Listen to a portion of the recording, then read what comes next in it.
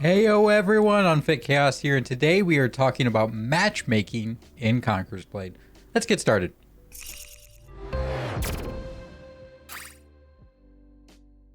So as I said, today we're going to talk about matchmaking. We are in a later video going to talk about stuff outside the fief, territory wars, rebel camps, all that. So make sure you're subscribed for that one. But today we are purely talking about your J menu, the matchmaking. So first off, we have training camp AIs. These are open field battles that are PvE. So it's a team of players versus a team of AI. These are great for starting new players. You're going to be doing this right away as they get you into the game. And it's a great way down the road as you're leveling up to get quick matches in, get some quick basic green and blue schematics and gear, as well as getting some experience on those units. So it's wonderful for very new players, but you are going to quickly evolve into PvP events or other PvE events. There's usually going to be different game modes that are limited time things. So right now we do have the Great Wall. This is just a very high standard PvE, extremely difficult for high level players, but it has a great output of crafting materials and it actually gives you a pretty good amount of bronze. So keep an eye out for these temporary events as they happen because they usually have very good payouts. We do have your next step up from training camps, field battles. Same idea, they are field battles, so open battles, small villages, but this one is the PvP version, so it's players versus players. They can range from very few players up to fairly decent sized, and the maps are going to vary a lot.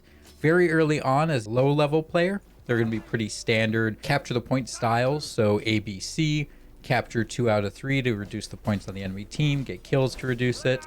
But there are at higher levels some field battles that are a lot more intense, where it's going to be a capture the middle point and then push on to capture the enemy team's main base point. So they do range a lot, but they are great for getting some quick matches in. They're quite a bit faster than siege battles, and they have a very similar payout and rewards. This is partly going to be a preference, whether or not you prefer field battles or the alternative, which is siege battles. Siege battles are objective-based. Attackers, defenders, they do get an extra reward over the field battle, as you can see. That is going to be random artillery components, anywhere from uncommon to legendary. But it's in essence an alternative. So these are going to be an attacking force trying to take out a castle or point. They can be very massive battles, 15v15s. There are some smaller ones as well. So it's going to be a preference whether or not you prefer open field battles or siege battles. I will say those siege battles do have a very good bronze output. Even on a loss, you can get about 3,500 bronze, which is very nice.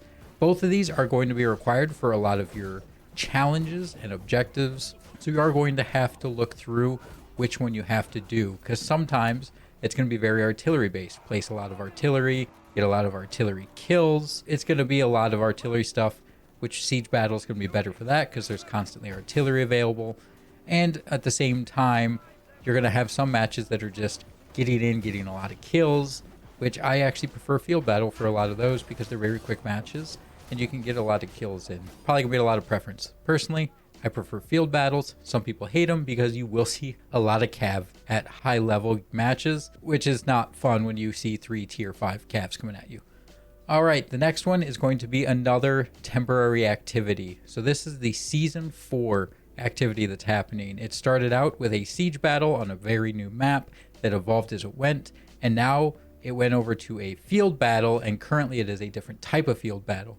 This one, other than having like an ABC, is actually a capture a point, push an objective to the end point. So it is a very nifty change in flavor. Payouts are the same as the standard field battle. Territory wars we're going to talk about later in that other video. So expeditions is your next matchmaking thing that you will typically do.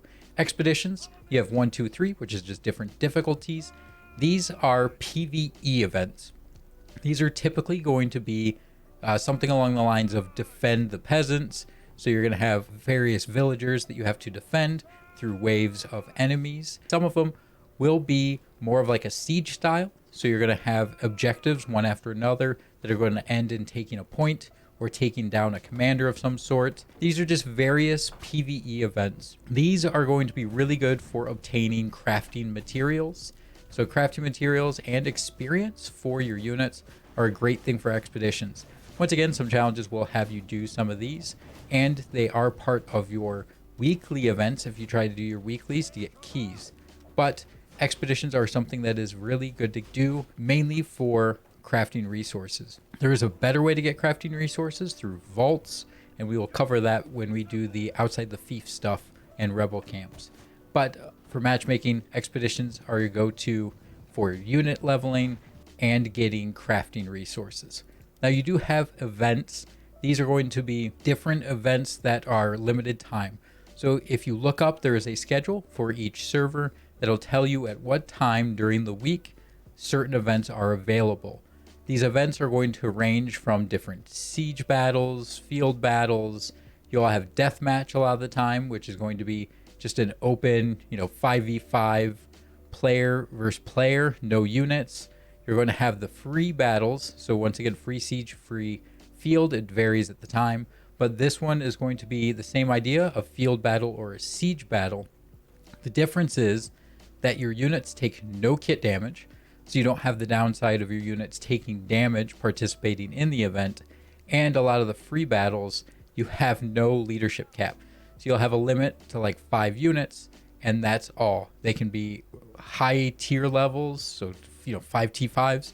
You could have a bunch of tier 1s. Whatever units you can take, you're allowed to take. You don't have that leadership cap trying to balance things out. So they can be very rough on lower level people who don't have a lot of the high tier units. You do have other events that take place. You have the elite battles, so you can have up to 5 players, and this is in essence deathmatch, just different a variant of it. So it's going to vary depending on whatever event they're doing at the time, what map it is, how it's set up. But in essence, you got death matches, free battles.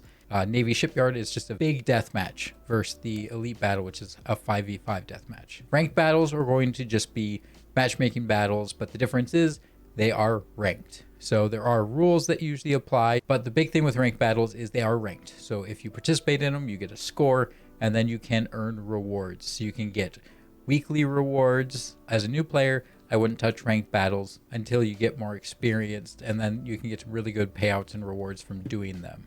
So those are going to be all of your different matchmaking type events. Hope this video helped you out. If you have any more questions, feel free to put them in the comments down below or on the Discord. You can also ask inside my Twitch streams at 12:30 a.m. Eastern, Sunday, Monday, Wednesday, and Friday. Till next time, hope to see you all on the battlefield. Goodbye, everyone.